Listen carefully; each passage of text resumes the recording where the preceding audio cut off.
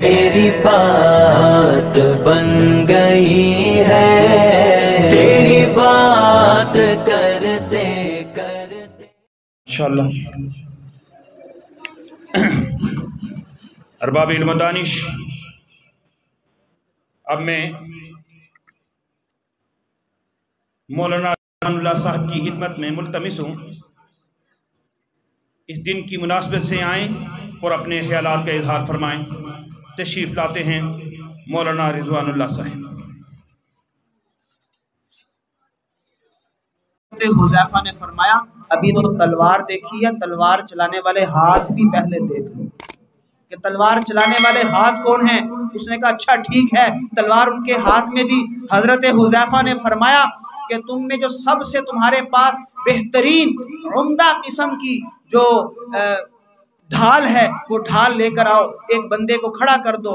اس نے کھڑا کیا، انہوں نے تلوار پکڑی، اللہ کا نام لے کر تلوار چلائی اور ایک ہی بار میں اس ڈھال کے 2 ٹکڑے کر دیے اور رعب پیدا ہو گیا۔ اندر سے پیغام آیا ان کو جلدی سے اندر بھیجو۔ اندر پہنچے تو کیا دیکھا کہ کسریٰ کرسی پر بیٹھا ہے، باقی وزراء اور اس کے درباری کھڑے ہیں، حضرت حذیفہ بھی کھڑے ہوئے، لیکن بات کرنے سے پہلے کہا کہ ہمارے پیغمبر نے، ہمارے نبی نے اس بات سے منع کیا ہے کہ کوئی ایک شخص بیٹھا ہو اور سارے اس کے سامنے کھڑے ہوں، یا تو تم بھی کھڑے ہو جاؤ یا ہمارے لیے بھی کرسی منگواؤ۔ یہ جرت کس نے دی؟ یہ جرت کس نے دی؟ یہ جرت حضور کی غلامی نے دی۔ تو حضور کی غلامی حقیقی آزادی ہے۔ کیا ہے جی؟ حقیقی آزادی۔ جو اس وقت صورتحال سیاسی چل رہی ہے، میری بات کو اس سے مت جوڑیے گا، میں اس کے تناظر میں نہیں کہہ رہا۔ حضور کی غلامی حقیقی آزادی ہے۔ یہ جرت تبھی ملتی ہے، یہ جرت تبھی نصیب ہوتی ہے جب حضور کی غلامی اختیار کر لیں۔ اچھا، کسریٰ کو بڑی ہی ذلت محسوس ہوئی۔ اس نے کہا کہ اپنے ایک ٹوکرا لو، اس میں مٹی بھرو، مٹی بھر کے ان کے سروں پہ رکھو اور ان کو واپس روانہ کر دو۔ اس نے بات نہیں سنی۔ انہوں نے بڑے وقار کے ساتھ وہ مٹی کے ٹوکرے لیے اور جاتے ہوئے کہہ کر گئے تم نے اپنی سرزمین کی مٹی ہمارے حوالے کر دی ہے، اب تم اپنی خیر مناؤ۔ حضور نے فرمایا تھا کیا اذا ہلاک کسریٰ فلا کسریٰ بعدا، جب یہ کسریٰ ہلاک ہو گیا اس کے بعد قیامت تک ان کا غرور دوبارہ قائم کرنے والا کوئی نہیں رہے گا۔ اور واقعی ایسا ہوا، جب کسریٰ ہلاک ہوا دوبارہ کسی کو جرت نہیں ہوئی۔ میرے محترم بھائیوں، سامعین محترم، حضور کی محبت، حضور کی الفت، حضور کی غلامی، حضور کی اتباع، اس سے غیرت ایمانی، جرت، بہادری نصیب ہوتی ہے۔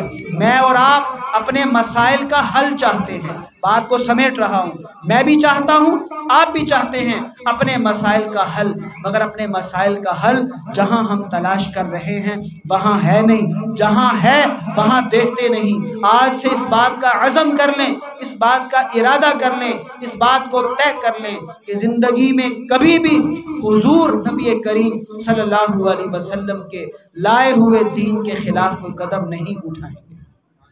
زندگی میں جو بھی کرنا ہے یہ دیکھنا ہے، یہ سوچنا ہے، یہ طے کرنا ہے کیا کہ میرے محبوب نے اس عمل کو کیسے کیا ہے، دین اس بارے میں کیا کہتا ہے، اللہ اور اس کے رسول کی تعلیمات کیا ہیں، اور حضور سے محبت کا حق بھی یہی ہے۔ اور ایک بات آخر میں اس محفل کے حوالے سے اس بات کی امید بھی رکھنی ہے کہ میرے آقا نے فرمایا ہے کہ المرء مع من احب، جس سے محبت کرو گے اسی کے ساتھ ہوگے، جس سے محبت کرو گے اسی کے ساتھ ہوگے۔ ایک صحابی بارگاہ رسالت میں آئے اور عرض کیا اے اللہ کے محبوب، آپ کی خدمت میں ہوتے ہیں، آپ کی زیارت کرتے ہیں، آپ کا چہرہ دیکھتے ہیں، اپنے دلوں کو ٹھنڈا کرتے ہیں، اپنے آنکھوں کو تسکین دیتے ہیں، گھر چلے جاتے ہیں آپ کا چہرہ انور آنکھوں سے اوجھل ہو جاتا ہے، بے چین ہو جاتے ہیں، پھر آ جاتے ہیں، پھر آنکھیں ٹھنڈی کر لیتے ہیں، مگر ایک ٹینشن ہے۔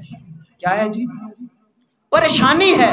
پریشانی یہ ہے کہ جنت میں آپ اونچے درجات پر ہوں گے، آپ کے درجے اونچے ہوں گے، ہم نہ جانے کہاں ہوں گے، وہاں آپ کا دیدار کیسے نصیب ہوگا۔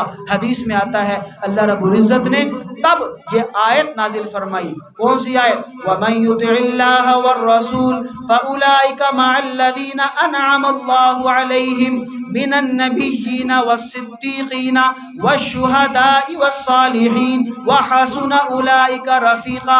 फरमाया कि जो अल्लाह और उसके रसूल का पैरोकार है, अल्लाह और उसके रसूल से मोहब्बत करता है, उनके नक्शे कदम पे चलता है, उसे ये परेशानी लेने की ज़रूरत नहीं कि वो कहाँ होगा।